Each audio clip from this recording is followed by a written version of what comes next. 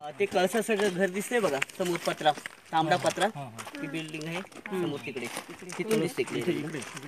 ते बघा ते कळसासारखं वाटतंय की नाही तीच खानाची कबर तिथं राजाने त्याचा कोताळा बाहेर काढला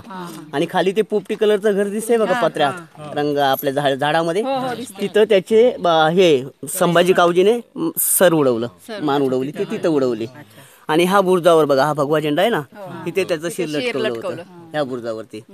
तर राजे तिथे गेल्या जाताना ह्या मार्गे गेले हा जो मार्ग आहे की नाही हा आता सर रायगडला जातो हा म्हणजे ट्रेकिंगसाठी हा मार्ग वापरला जातो रायगडला समोर बघा दोन टोकाचा डोंगर दिसतोय की नाही उंच असा हा आपल्या राजांचा मकरंद गड आहे हा मकरंद गडाची उंची आहे 5000 फूट म्हणजे महाबळेश्वरपेक्षा साधारण 500 फूट उंचावर आहे आणि हा किल्ला बघायचा म्हटलं तर इथून साधारण 16-17 किलोमीटर पायी जावं लागतं त्याच्यामुळे तिकडे कोण जात नाही फक्त ट्रेकिंगसाठी येतात ते लोक जातात पण हा जो किल्ला आहे ना हा रत्नागिरीच्या बॉर्डरवर बांधलेला आहे तिथून पलीकडे ना रत्नागिरी जिल्हा चालू झाला अलीकडे सातारा म्हणजे दोन्ही जिल्ह्यांवर आपली नजर राहावी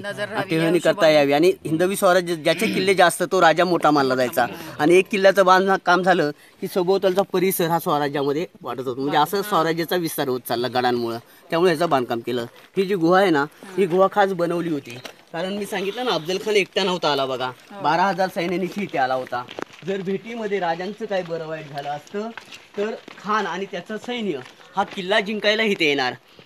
हा इथपर्यंत येणार मग येणाऱ्या शत्रूला इथेच थांबवा त्यांच्याशी लढाई करा आणि आपला गड राखा ह्या करता शिवाजी राजाने समोरच्या गुहेमध्ये 40 मावळ्यांना ठेवले होते बघा येणारं सैन्य 12,000 होतं आणि या 12,000 सैन्याला थोपवायला फक्त 40 मावळे राजाने यांना सांगितलं मारा नाही तर मरा पण गड मात्र राखला पाहिजे माझं काही झालं तरी चालेल पण अफजल खान आणि त्याचा एकही सैन्य इथून जिवंत जाता कामा नाही अशी सूचनाच त्यांना म्हणजे वॉर्निंगच केली होती त्यांना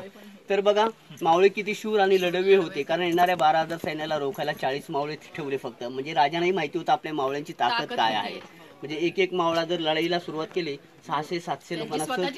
600-700 लोकांना कापून काढायचा तर ही गुहा ना आतमध्ये 50 फूट होती आणि हा डोंगर जो आहे ना हा डोंगर या लाईटच्या पोल पर्यंत होता आणि आता आपण उभे आहोत तिथे साधारणतः 7 फुटाचा खड्डा होता म्हणजे ही गुहा 7 फूट खोल होती पण 1957ला इथे राजांचा अश्वरूढ पुतळा बसवला त्याच्या उद्घाटनासाठी आपल्या भारताचे पहिले पंतप्रधान स्वर्गीय पंडित जवाहरलाल नेहरू इथं आले नेहरूंना येणं सोपं व्हावं सोयीस्कर व्हावं ह्याकरता हा रस्ता बांधला आणि ह्या पायऱ्या बांधल्या मग पायऱ्यांना जो दगड लागला हा कुठूनही बाहेरून न आणता ही गुहा तोडली दगड काढले आणि पायऱ्या बांधल्या म्हणजे इथला दगड वापरला त्यामुळं